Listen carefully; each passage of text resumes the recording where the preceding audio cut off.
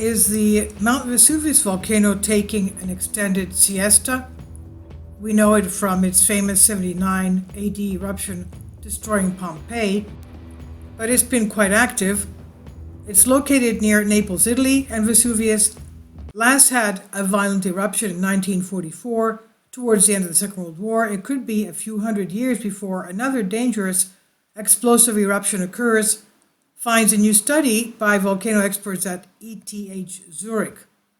Vesuvius is one of Europe's most dangerous volcanoes. More than 3 million people live in its immediate vicinity, and in historical and prehistoric times there were explosive eruptions that destroyed entire settlements and towns in that area. So the pressing question is, when will Vesuvius erupt again, and how strong could that eruption be?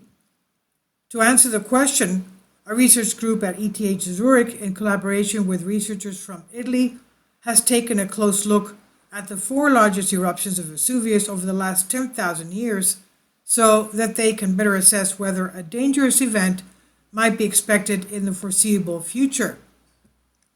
The 4 eruptions studied include the Avellino eruption of 3,950 years ago, which is considered a possible worst-case scenario, quote-unquote, for future eruptions, and also the eruption of 79 AD that buried the Roman cities of Pompei and Heraclium. The latter was documented by Roman writer Pliny the Younger, and so all eruptions of this type are referred to as Plinian eruptions.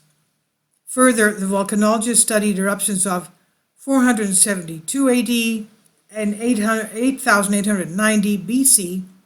The sub-Plinian eruption of 472 AD is the smallest of the investigated eruptions, but still similar in size compared to the Tonga recent eruption. Garnets allow precise datings. Now, in one of the past videos I posted yesterday, the day before, I told you I took one geology course in university, and we did a lot of wonderful field trips. One of them was at the Palisades. I can't remember, I think it was the Palisades. These national parks don't allow you to remove anything from there. But we were somehow each given a geology kit, including a little pick that you can pick at stones with. And we used to do that, looking at when we went to the Pine Barrens and we went to look for shark teeth in New Jersey. Now, at the end of the tail of our class was a couple of guys actually. One of them was very bold, and he wanted to take the garnets from the garnet schist. Obviously, these whole mountains there were full of garnets. So the garnets to be there, obviously these were formed below the Earth's crust. So you can understand what I'm getting at is these garnets in New Jersey, just across from Manhattan, were all underneath the Earth's crust at one point, so you can understand what kind of Earth changes we're talking about. Now, these garnets allow precise dating.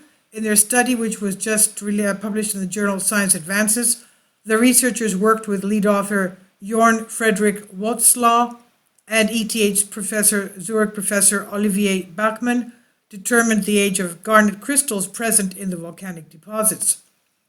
This mineral grows from the magma as it's stored in the magma chamber in the upper crust beneath Vesuvius.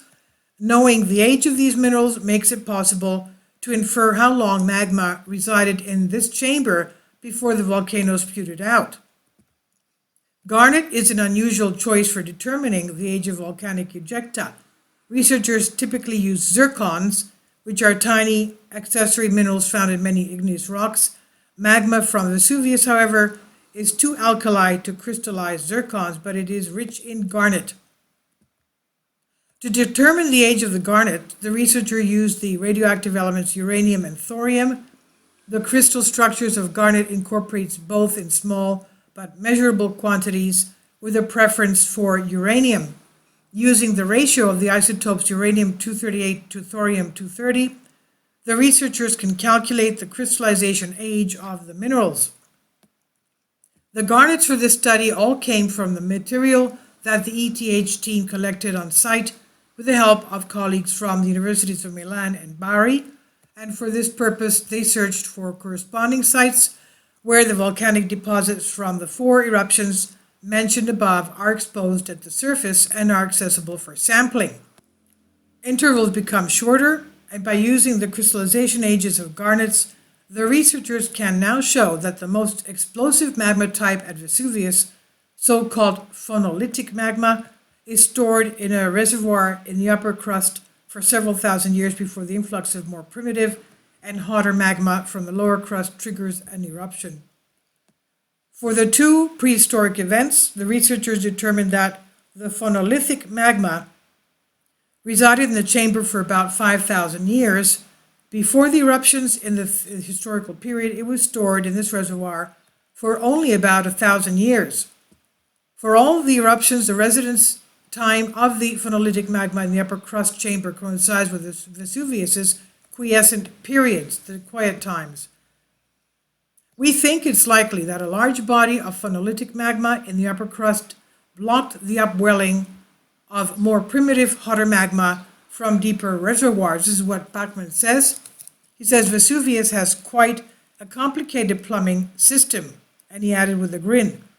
And below the volcano are several magma chambers connected by systems of pipes. The top chamber, which is critical for the eruptions, fills with magma from one of the lower chambers in the fairly short time. And this colder environment, the magma cools and crystallizes, it leading to the chemical changes of the residual melt, a process called magmatic differentiation. Experts call the differentiation magma of Vesuvius phonolite. At some point, probably at relatively regular intervals, more primitive or mafic magma flows into the upper chamber from greater depths, and this recharge leads to a pressure rise within the chamber, which can force a phonolytic magma upwards, potentially all the way to the surface, of course, starting that time an eruption. A reservoir of phonolytic magma appears to have almost always existed beneath Vesuvius for the last 10,000 years. However, the question is whether one day that could feed a dangerous eruption like the one of 3,950 years ago, or the one of Pompei and Heracleum of 79 AD. Magma buildup, rather unlikely. Seismic surveys indicate that there is indeed a reservoir at the depth of about 6 to 8 kilometers, that's about 5 miles down, under Vesuvius. However, the composition of the magma it contains, hence whether it is phonolytic or more mafic, can't be determined using seismic technology. They cannot determine that. But since Vesuvius has been producing mostly mafic magma since 1631, researchers believe it's unlikely that differentiating phonolite is currently accumulating. The last major eruption in 1944 is now nearly 80 years ago, which may well be the beginning of a prolonged quiescent period during which differentiation magma can accumulate. Still, a dangerous eruption compared to the one in AD 79 probably needs the quiescent period to last much longer, Wode's law says. If predominantly mafic magma is ejected in the coming decades, this could indicate that the magma body detected in seismic surveys is not composed of differentiated magma and that none is currently under Vesuvius. That's why we think it's more likely that a large explosive eruption of Vesuvius would occur only after a quiescent period lasting for centuries. Bookman says, and Waslow adds, however, smaller but still very dangerous eruptions like the one of 1944 or even the one in 1631 can occur after shorter periods of quiescence.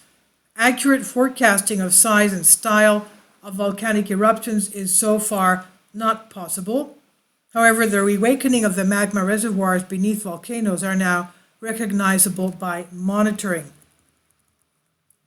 Close monitoring.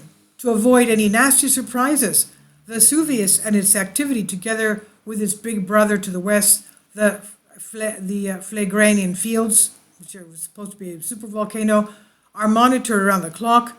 For example, Italy's National Institute of Geophysics and Volcanology measures every earthquake around the volcanoes, analyzes gases emitted from fumaroles, and observes ground deformation, which are indicators of underground activity, of course. There's also an emergency plan outlining how to evacuate the greater Naples area should surveillance conclude that an eruption is imminent. This is on phys.org by ETH Zurich, John Frederick Woslin and colleagues. Garnet Petrochronology reveals the lifetime and dynamics of phonolytic magma chambers at Vesuvius. Please leave your comments. Thank you for your support. Kindly support my Patreon account. The daily posts are 5 videos daily, and they are totally different from what I have on my YouTube channel. Thank you so much for your support and that you find all my content so interesting. You'll find the Patreon account details in the description box below.